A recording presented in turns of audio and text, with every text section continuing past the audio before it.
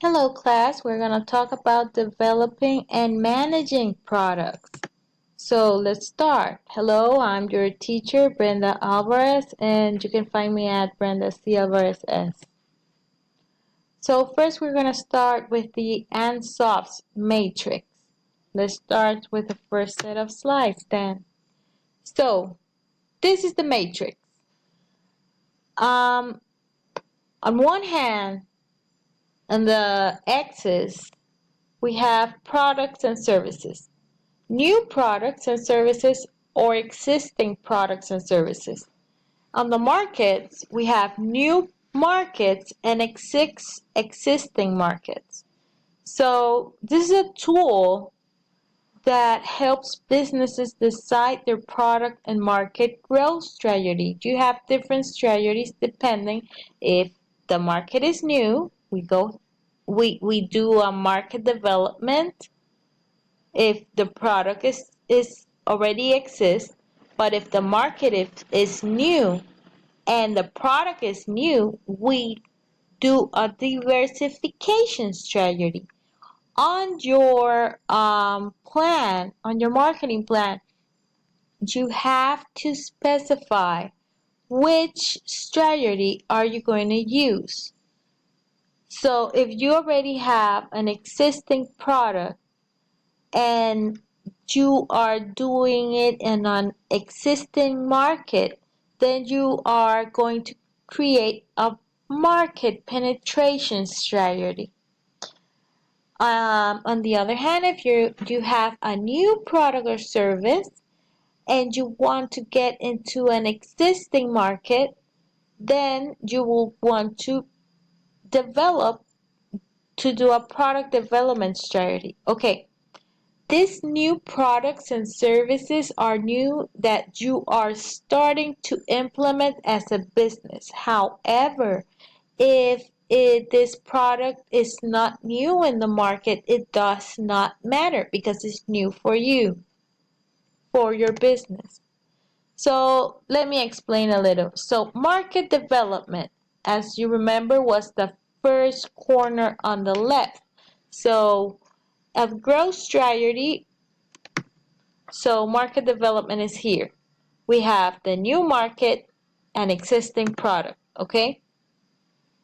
The growth strategy where businesses seek to sell its existing products to a new market. Okay, what should we do then? If we want to do this, we try to look for new geographical markets. We try to get a new market. We do in the product itself, we do not modify the product, but we can like modify dimensions and packaging. So maybe woman, I'll put it just pink and sell the same product but different packaging so I can get to this new market. New distribution channels, we try other kind of suppliers or chains so we can get to another market. We try with different pricing policies to attract different consumers. Like for example, okay, I don't know, like for if you have a lot of stock, what companies normally do when they do have a lot of stock and there is coming, for example, after Christmas, they produce too much of something and they want to get rid of it, then after Christmas they do a sale and they sell their luxury items for very low price. So they are trying to attract another market to at least get a little bit of profit, not as much as if they will sell it in the usual price, but it will cover their expenses. So create new market segments. I think you guys are pro in segmentation by now. Let's see, market penetration. Markets existing products to existing customers. So this Both of them already exist. So what are we trying to do? We're trying to increase our revenue, for example, by promoting the product, to reposition the brand, and so on. So we have four main objectives when we are doing a market penetration strategy. The first one is going to be to maintain and increase the market share. You can do that by market share is like the amount of market this product is the owner of.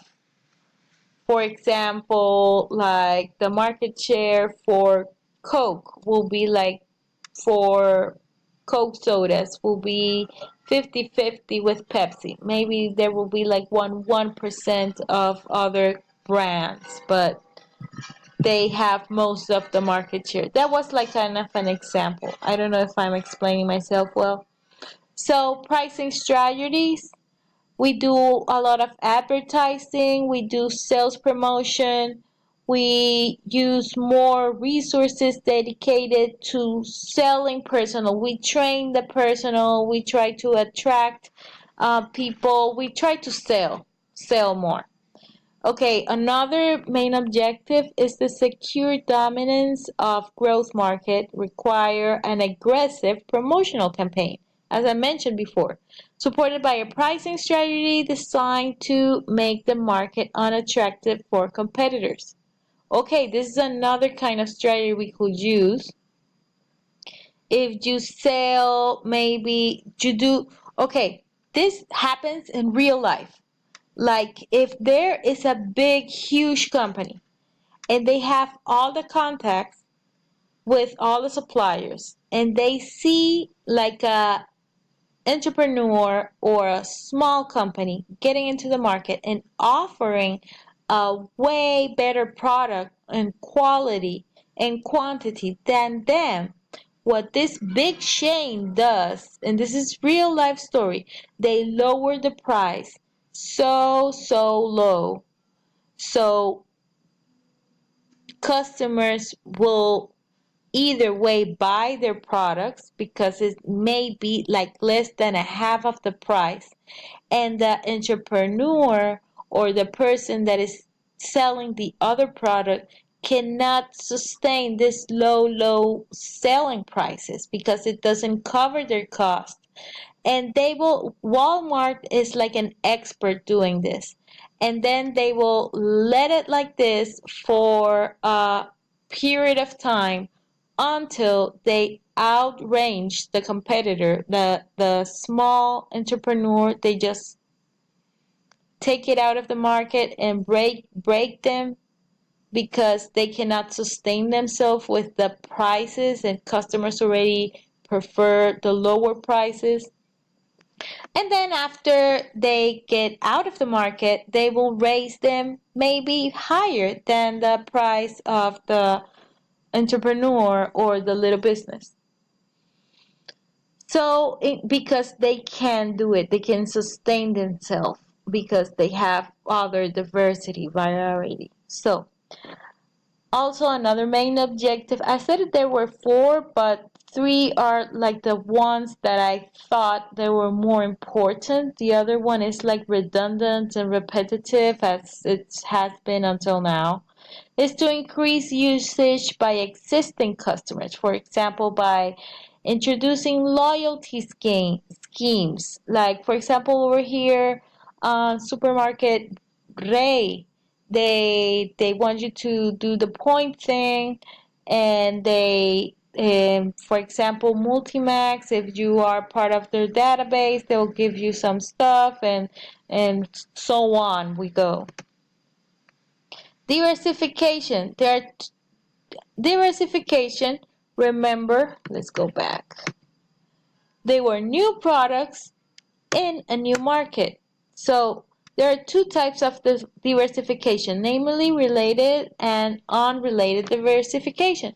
The related diversification means that we remain in the market or industry with which we are familiar. For example, Coke. They diversify. They are kind of familiar with the beverages, so they brought this their water in Dasani. An example with an unrelated diversification will be the one we saw on the classroom about Evian, the water, that suddenly they had a hotel that has nothing to do with water. It's another industry completely, and they have like some skincare products. It all goes with their slogan. However, it's not the same industry. So that will be unrelated diversification. It can be divided again into horizontal and vertical program. I think this is too specific for what you guys need, but it's good for you guys to know it. At least know there's this exists. Okay, let's go now with the product development. Let's go back. Product development, new product and service on an existing market that you already know. So this is a new product to be marketed to our existing customers. We do develop and innovate the new product offerings to replace the existing ones. Such products are then marketed to our existing customers. This often happens with the auto markets where existing models are updated or replaced and then marketed to existing customers. This happens a lot in the US. Like you have a car and you are paying for it, and suddenly like a couple of 2 years later they call you and they'll tell you, hey, we got a newer edition that is better and this and this and that, and you just have to pay 30 more per month. What do you say? Do you want to exchange it and we sell your other car as a second hand, or what do you want to do? It happens a lot over there like this. Okay, this is an example about our company, Starbucks. So, market penetration. What do? They already have the market and they already have the product.